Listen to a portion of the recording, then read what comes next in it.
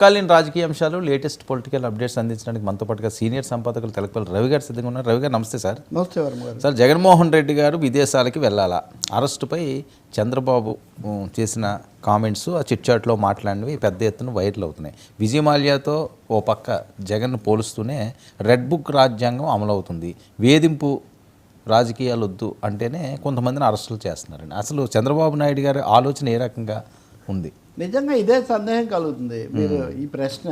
అంటే అది అధికారికంగా ప్రకటన రాకపోయినా అనధికారికంగా అందరికీ లీక్ ఇచ్చారు, అనుకూల పత్రికల్లో కూడా ఇచ్చారు కాబట్టి తప్పకుండా దాన్ని సీరియస్గా తీసుకోవాలి. చంద్రబాబు నాయుడు మాటలు కనుక మనం చూస్తే ఈ రెడ్ బుక్ జోష్ అనేది కొంచెం బ్రేక్ అయ్యాలి, రెడ్ బుక్ కొంచెం బ్రేక్ అయ్యాలి అనే ఒక ధోరణి అయితే ఆయన మాటల్లో కనిపిస్తుంది కదా. వాళ్ళు ఒప్పుకున్నా ఒప్పుకోకపోయినా, నేను కూడా మీకు చాలాసార్లు చెప్పాను, సర్వేలు అది కూడా మనం ఎలాగో చర్చిస్తాము. ఇప్పుడు ఎప్పుడైతే అరెస్టులు కేసులు ఇవే అయిపోయాయో వీటి మీదే చర్చ జరుగుతుంది, ఫోకస్ దీని మీదే ఉంది. అటువైపున వాళ్ళేమో కక్ష సాధింపు ఇదంతా అంటున్నారు, కోర్టులు అప్పుడప్పుడు అక్షింతలు వేస్తున్నాయి. దీంతో ప్రభుత్వం యొక్క పాజిటివ్ ప్రచారం ఇది తగ్గుతుంది.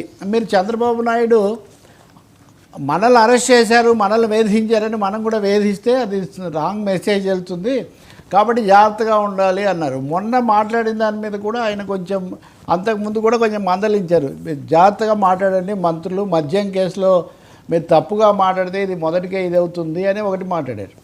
నిన్న కూడా ఆయన కొంచెం ఆగ్రహం వెలిబుచ్చారు. ఇవన్నీ ఎందుకు లూజ్గా మాట్లాడుతున్నారు, ఇవన్నీ అవతల వాళ్ళు పట్టుకుంటారని. పర్టికులర్గా జగన్ ఈ విదేశాలకు వెళ్ళటం అనేది ఎక్కడంటే, ఒక ఆర్థిక నేరస్తుడు అన్నీ తన చుట్టూ పెట్టుకొని అన్ని నేరాలు చేసి కూడా వ్యవస్థలను తిప్పుకుంటున్నాడు చుట్టూ. అంటే ఆర్థిక నేరస్తుడో ఇంకొకడో ఒకసారి ముఖ్యమంత్రి, ఇంకోసారి మాజీ, ఇంకోసారి ప్రతిపక్ష నాయకుడు, అంతకుముందు పార్లమెంట్ సభ్యుడు. అంటే అవతలి పార్టీ వాళ్ళని ఎంత ద్వేషం అనుకున్నా కానీ ఇంకా వాళ్ళు కేవలం బందిపోట్లు, నేరస్తులు, హంతకులు అని తప్ప ఓ పార్టీ రాజకీయ నాయకుడిగా కూడా గుర్తించము. అంటే ప్రజలైతే గుర్తించి ఓట్లేశారు మొన్న కూడా 40%. సో ఈ అసహనం కూడా అందులో ఉంది. బట్ అదే కాకుండా విజయ్ మాల్యా లాంటి ఆర్థిక నేరస్తులందరూ విదేశాలకు పారిపోయారు, కానీ ఈయన మటుకు మన దేశంలోనే ఉండి ఇవన్నీ రాజకీయం చేస్తున్నాడు అని. అంటే ఇక్కడ సందేశం ఏంటి అంటే, జగన్మోహన్ రెడ్డి అని విజయ్ మాల్యానో లేదా ఆయన ఎవరు నీరవ్ మోడీనో కాదు, ఇది పాపులర్ పాలిటీషియన్, ఎలక్టెడ్ స్ట్రాంగ్లీ. ఇదంతా ఉంది. ఆయన తప్పులు మీరే అన్నట్టుగా చట్టరీత్యా శిక్షించడానికి మీకు అన్ని అవకాశాలు ఉన్నాయి. మీ దగ్గర రెడ్ బుక్, ఆ బుక్, చాలా బుక్కులు కూడా ఉన్నాయి. అటువంటిప్పుడు అది చేసే బదులు దీన్నే చెప్తున్నందువల్ల ఉపయోగం లేదు. కానీ ఇది శృతి మించుతుంది అన్న ఆలోచన అనండి, కాషన్ చంద్రబాబు నాయుడు ఇచ్చారనేది మనకు స్పష్టంగా అర్థమవుతుంది. మీరు వన్ సైడెడ్గా ఇలాగే చేసుకుంటూ పోతే ఇదవుతుంది. రెండవది, అంతకుముందు మంత్రులు జాగ్రత్తగా మాట్లాడాలని చెప్పినప్పుడైనా ఇప్పుడైనా పకడ్బందీగా ఆధారాలతో సహా మనము బోనెక్కించాలి తప్ప రాజకీయమైన కక్షతోనో లేకపోతే ఇంకో దానికోసమో చేస్తే మటుకు ఇబ్బందుల్లో పడతాము, వద్దు అని. మూడోది, ఈ మాట ఈ సమయంలో చెప్తున్నారంటే రెండు సందేహాలు కలుగుతాయి.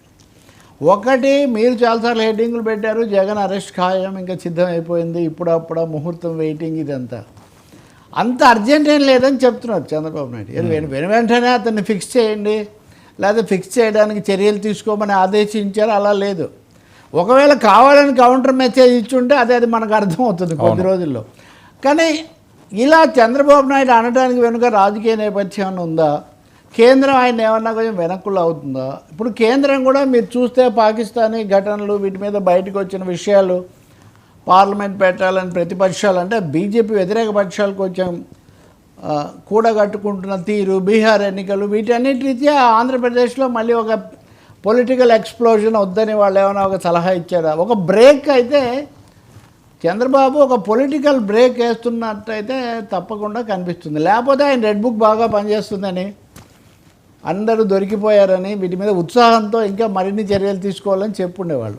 అలా కాకుండా జాగ్రత్తగా మాట్లాడండి, జాగ్రత్తగా ఫిక్స్ చేయండి, జాగ్రత్తగా అడుగులు వేయండి. జగన్ అరెస్ట్ అన్నది కూడా ఏమో అంత తొందరపడాల్సిన పని లేదన్న పద్ధతిలో మాట్లాడటమే కాకుండా మాట్లాడింది రిలీజ్ చేయటం. సో ఈ సెండింగ్ క్లియర్ పొలిటికల్ సిగ్నల్ అని అనిపిస్తుంది. సరే ఓకే, ఈ వెర్షన్ ఈ రకంగా ఉంటే ఇందులో పవన్ కళ్యాణ్ గారి పాత్ర కానీ జనసేన పాత్ర కానీ లేదా ఏది ఈ అంశంలో జగన్ కోసం మాట్లాడే అంశం అది కూడా ఉంది.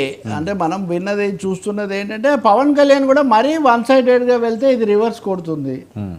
ఎందుకంటే అంతకుముందు కూడా పవన్ కళ్యాణ్ జగన్ ఆయన పరిపాలన నిరంకుశ పద్ధతులు తప్పులు వీటి మీద తీవ్రంగా మాట్లాడేవాళ్ళు, కానీ అరెస్ట్ చేసేస్తాము జైల్లో పడేస్తాము అంటే కక్ష సాధింపు రాజకీయాలు వద్దు అన్నది జనసేన యొక్క ప్రధానమైన ప్రచారంగా జరిగితే, అంటే 1-to-1గా జగన్ను సవాల్ చేస్తూ పవన్ కళ్యాణ్ మాట్లాడారు, కానీ పొలిటికల్గా మాట్లాడారు ఎక్కువగా.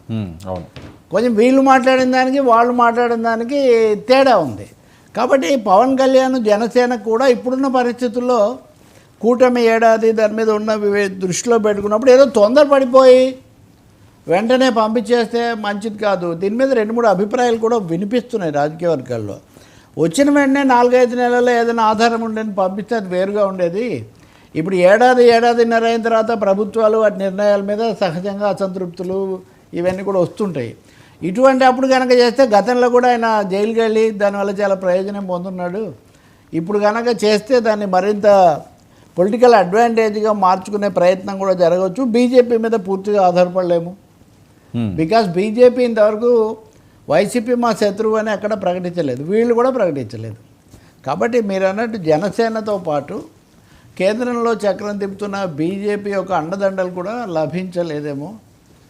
ఇంకోటి నన్ను అరెస్ట్ చేశారు కాబట్టి నేను ఆయన అరెస్ట్ చేశాననేది సింపుల్గా జనం అనుకుంటారేమో అనేది కూడా చంద్రబాబు కొంచెం అది కూడా ఉన్నట్టుంది. So he made his opinions open అంతే, ఇంకా అది లేకపోతే అలా చెప్పక్కర్లేదు. సరే, హోంశాఖపై అప్పుడు పవన్ ఇప్పుడు బాబు